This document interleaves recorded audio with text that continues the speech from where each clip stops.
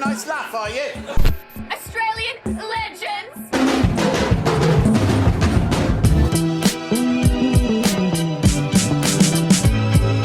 Hey!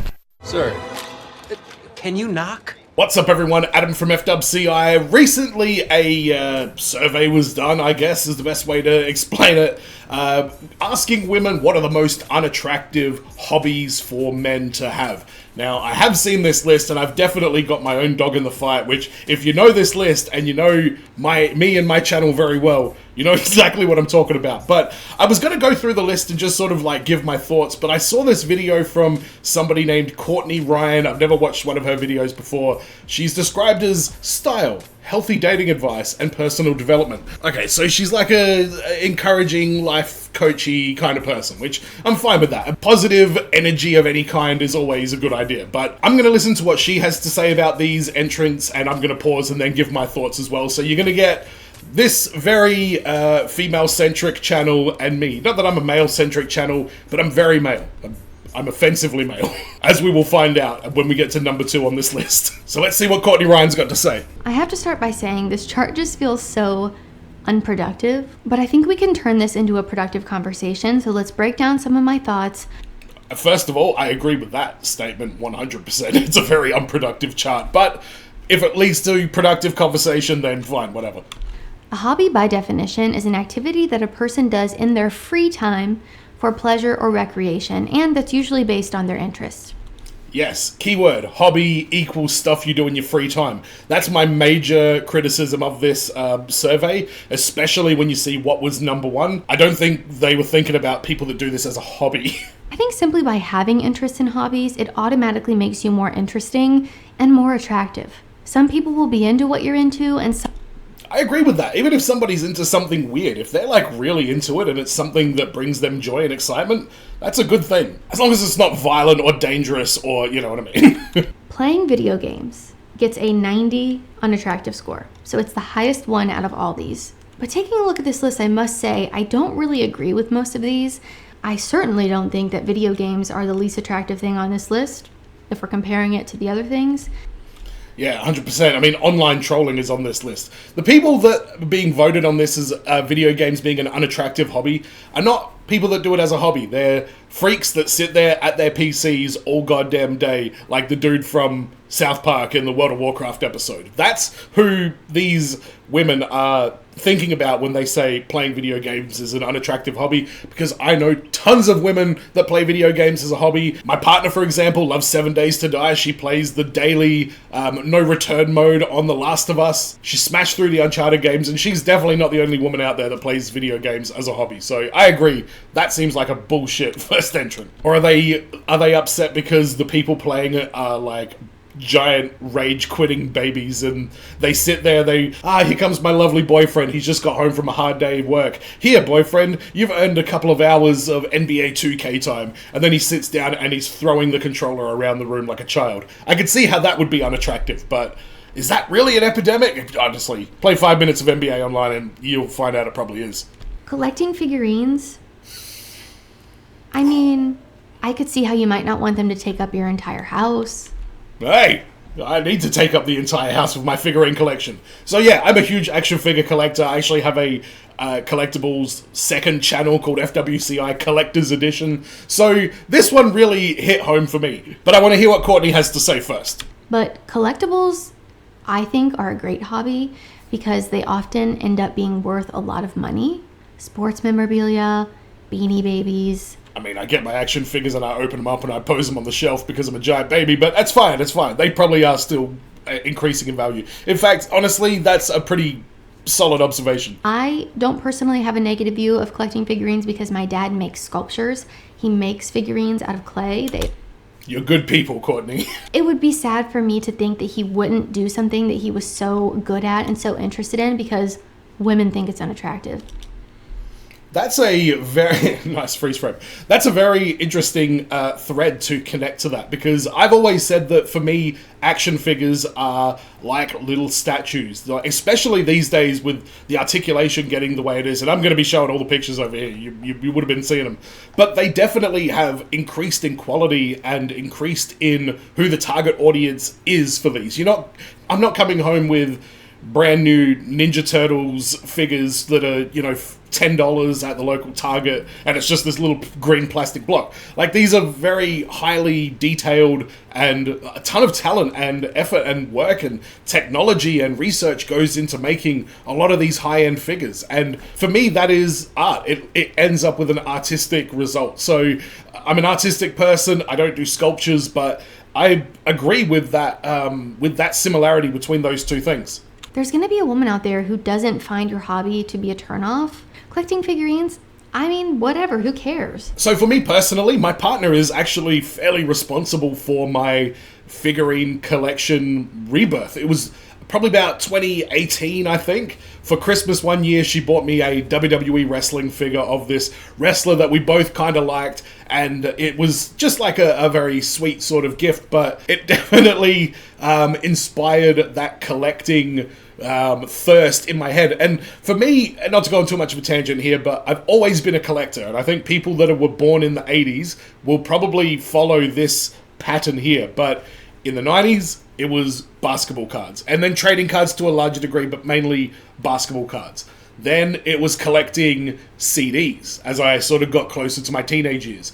Then it was DVDs when they came out, because they were huge and they had all the extra stuff on there, so everyone had a DVD collection. And then after that, streaming became a thing, and there wasn't really anything that was scratching my collectibles itch in any kind of way. And getting into those wrestling figures just sort of started a very slow avalanche that has turned into what you see before you today. And I wouldn't have it any other way, because it's something that she enjoys as well. She's obsessed with ancient Egypt, so I've been slowly buying her Egyptian-themed action figures from all these different waves, and we've got this really cool little Egypt shelf. I found her the Sailor Moon characters in this new articulation and new style and everything. So it's something that's definitely brought us closer together, if anything. So for me to see collecting figurines as the second least attractive hobby for men, that was pretty shocking, because it's been something that I've enjoyed, my partner's enjoyed, and it's been a big part of our relationship. So I wonder if they're talking about Funko Pops, because yeah, I can see that somebody that's way into those, that would get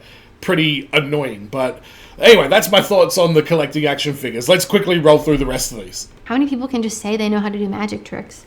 Now, if a guy's walking around with a magic jacket and a rabbit in his hat, maybe, some women might think that's a little bit weird, but I'm sure there are women out there who are into that. Okay, magic tricks was the next one on there. See, I don't know why that would be annoying. People say they hate magic. Like, I think they hate the, maybe the attitude of some magicians, or they don't like not knowing what's going on or something like that. Maybe it's like a bit of a control/power kind of thing, but I think magic is pretty inoffensive. Online trolling. Yeah, what the hell? You're telling me that playing video games is worse than online trolling? Is online trolling really a hobby? Yeah, it shouldn't be. That one really, really bothered me that it was even on this list, because that's not a hobby. That's just a shit thing that shit people do to try and upset other people's day. That's all that is. The fact that it's considered a hobby, I think that's pretty pathetic. And I just cannot fathom how that is somehow not as bad as playing video games. Online trolling is a little strange to me. Gambling? Gambling, what the hell? Yeah, I think that's pretty bad. Losing your money and things of the like. Although these days, with all the loot boxes and stuff like that, it's almost the same thing. That is the worst one by far for me. Gambling and online trolling. Is online trolling really a hobby? I'm having an issue with that. Okay. Yeah, I am as well. I agree. That just reminds me of like a cute old man building model trains. Maybe that's not the most attractive thing, right? But at least he's doing something. Wouldn't you rather guy build a model train than go out and get drunk and be a degenerate? Yeah, well, that's a very, very good point, actually. I mean, speaking from the perspective of a very nerdy individual, model trains is getting pretty far into for me, it gets away from creativity and it's more about mechanical stuff. So I can see why, for me personally, model trains is a very unattractive feature that I wouldn't want in my man. I would. Oh, she would. Oof, Is one of the taxidermy. lower ones on the list. Leads me to believe that whoever was surveyed maybe didn't know what taxidermy was. Like, perhaps they heard taxidermy and thought, taxidermy, taxes. Okay. I didn't even think of that. But I did think that taxidermy was criminally low on that list as well. Like, oh my god. People out there that do taxidermy, I'm sure there are people out there that do it ethically and it's fine and it's all good and everything. But yeah, taxidermy gives me the absolute creeps and I want to be as far away from that as possible. Personally, I am not into the taxidermy world. There was a girl on The Bachelor at one point who did taxidermy. I love how polite she was there. Personally, I'm not into the taxidermy world. That's her saying, get me away from this taxidermy bullshit. Comic book collecting.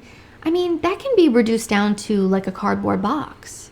That doesn't really take up much space. Yeah, is it the comic book collecting that they have an issue with, or is it the, well, in issue 743, Iron Man actually said to Captain America that, like, is it that kind of, like, intense nerddom? Because the physical collecting of it, and by the way, how judgmental do you have to be to be on this list at all? The fact at the beginning of this video, she said, you know, I think this is an unproductive list. It's an incredibly judgmental list.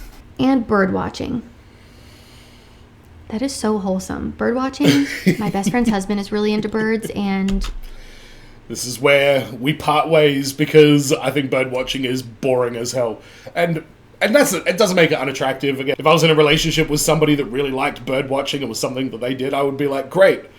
You've got a group of people that you can go and do that with, right? Because I'm out.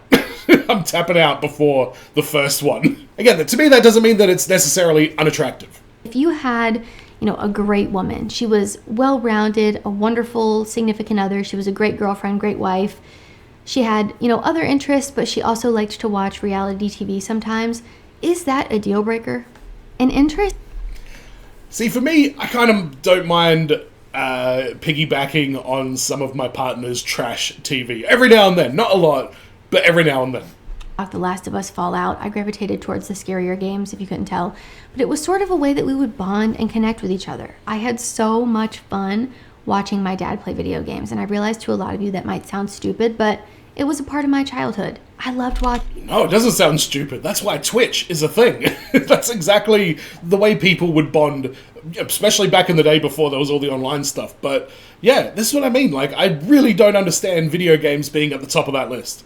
So Courtney goes on to, you know, just talk about her relationship with video games and stuff like that at the end there. And so first thoughts of watching my first ever Courtney Ryan video is I like her. I think she has a very, very measured outlook and a very positive outlook on things. And I guess that's what her whole product is and her whole brand and her whole presentation is about, being positive. But sometimes positive people can get a little bit too pretentious about it, or a little bit too philosophical and stuff like that. I appreciate the very direct nature of how she addressed this particular list. But I hope you enjoyed this video. Don't forget to subscribe if you want more reaction content from me. I usually do movies, TV shows. I'm currently doing What We Do in the Shadows, Ghosts UK. I just finished Schitt's Creek. I just finished Brooklyn Nine-Nine a little while ago, and I reacted to the Grand Budapest Hotel. I'm about to react to The Batman. I reacted to Bottoms. I reacted to Dirty Dancing, or as I like to call it,